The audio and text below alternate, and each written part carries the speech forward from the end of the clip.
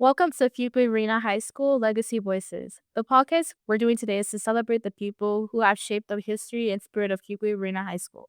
Today we're joined by Sandie Minor, a proud member of the class in 1982. Since graduation, she has gone to be a paralegal at a law firm in Fuquay-Varina, continuing the legacy of excellence that began right here on campus. We're excited to revisit school memories and hear how their journey has shaped both their life and our community. For listeners who may not know yet, can you tell us a little bit about yourself and your journey with Fuquay-Varina High School? Yeah, I started Fuquay-Varina High School in 1978 as a freshman here. I was born and raised in Fuquay all of my life, and it was a small school back then with a great group of teachers.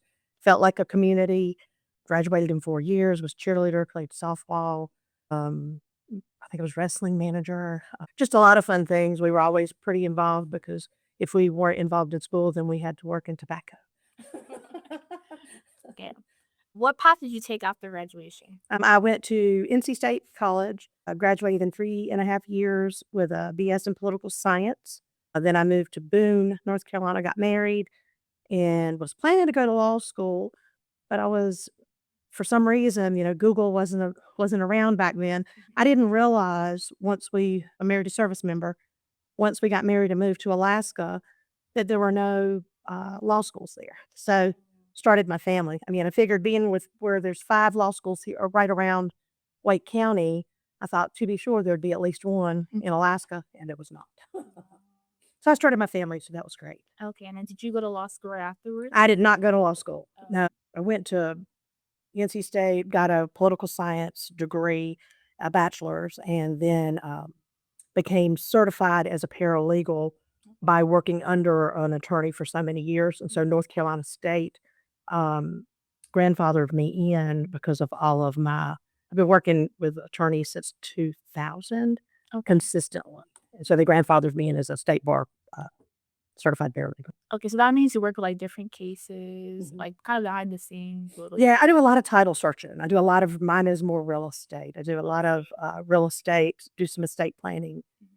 But the title searching is fun because you get to see all the old names of the people from the past in Fuquay and Jersey. Nice, yeah. What accomplishment are you most proud of? It has nothing to do with school, but it's raising my family. I raised who is now my ex-husband. I raised pretty much my 3 sons by myself because he was gone a lot. He was in the military Oh, and great. infantry, Oh, in the Army and infantry. And then I have 2 sons that are now military as well. They were actually just 2 of my 3 sons were recognized at the Fuquay Hall of Fame. oh, that's really Yeah, just recently, but 2 of them are one's 82nd, one's Special Forces, and then my other son is a personal trainer. Yeah, so to me, that is my greatest achievement is they are law-abiding citizens, yeah. and they like to protect or take care of people. Was there ever like a turning point in your career or education? Fuquay was a big part of why I wanted to go in to be a paralegal. Again, wanted to be an attorney, but that didn't fold out. But Milton Center taught a couple of legal classes, and then Miss Simmons actually took a group of us to close up at Peace College, and then we got to go to Washington D.C. for a week and go around the Capitol and stuff like that. So I knew that I wanted to be in an attorney's office, just not quite sure where. What was your favorite or funny memory from high school? Mr. King. Ha he was I mean, he was don't get me wrong, because there's a lot of great teachers, but Mr. King, I was a freshman, pretty new to Fuquay Public School because I had gone to a church school, previously where it was very, very tiny, and so I didn't know a lot of people that were here. I knew the community, but I just didn't know a lot of people like I did at school, and Mr. King was my first class of my freshman year, and he made me feel part of the school, welcome, comfortable. He was such an amazing educator, and then to go on and he wound up being a principal here as well. Oh, Yeah, he was one of the best hidden assets Fuquay-Varina High School ever had. And again, I begged him not he was gonna retire before my youngest graduated, and I begged him to stay. I don't know that that's what kept him here, but he was an amazing educator that just he had a calming sense about him. Oh, It was yeah, he was a great man. interesting. Um, and of course, was there a teacher, class, or activity that shaped you? Yeah, I mean, Mr. King, I mean, and then you could say Milton Center because he taught, some political science and law classes. Karen Morgan and Mr. Bobby Hamilton and Estelle Tilley. She was an old English teacher, but I actually, when I was in college, called those teachers if I needed help. Miss Morgan let me go to her house and she reviewed a paper for me in college. Yeah, I mean, it was they were just a great Fuquay then and now, because I know a lot of the teachers now have great educators. Yeah.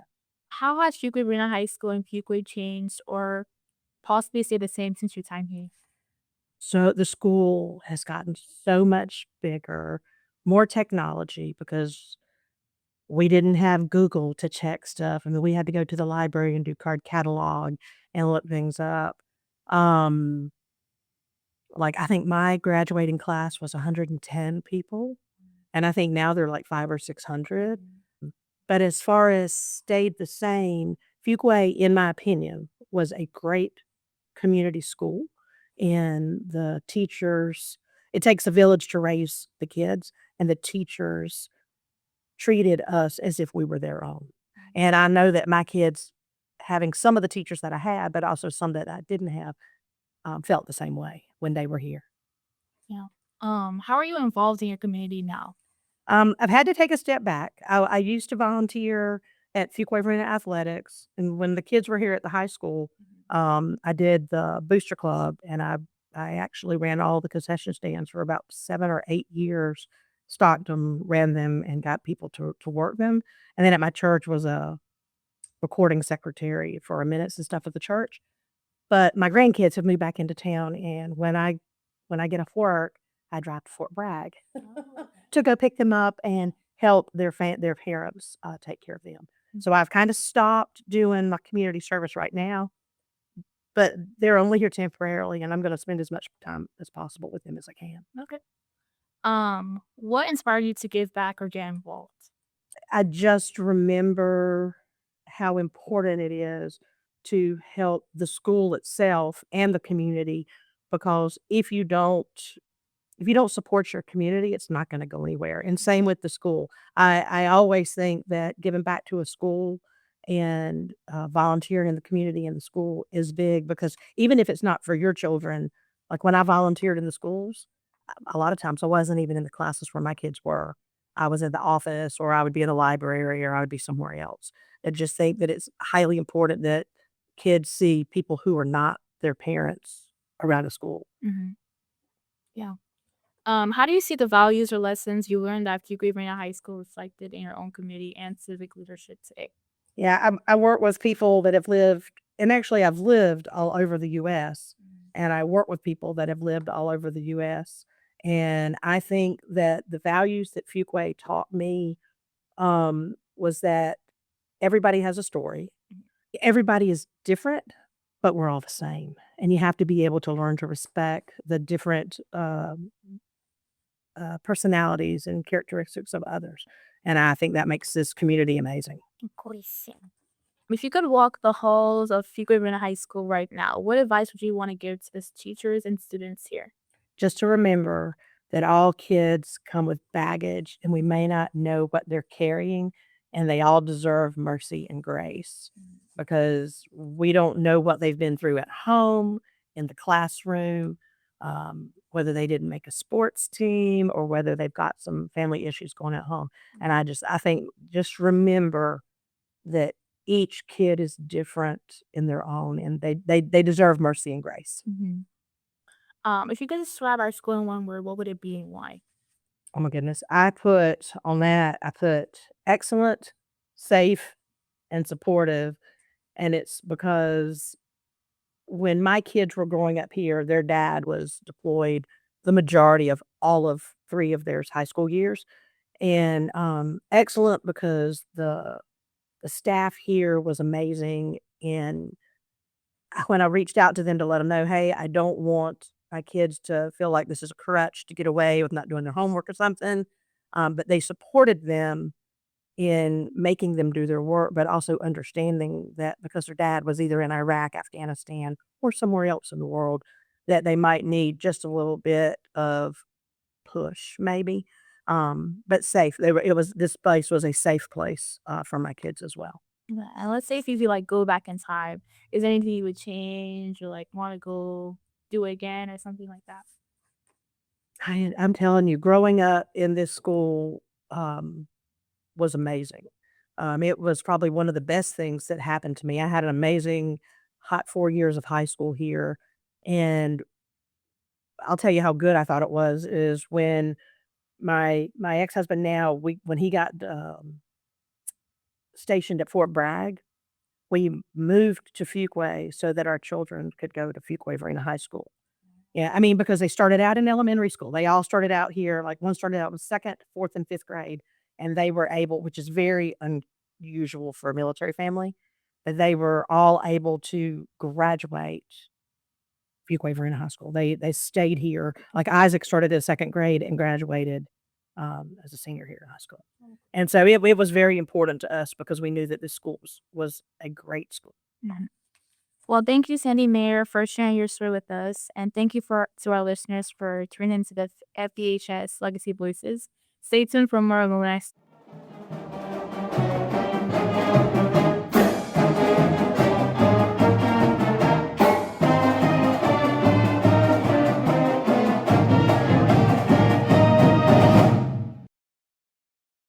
stories.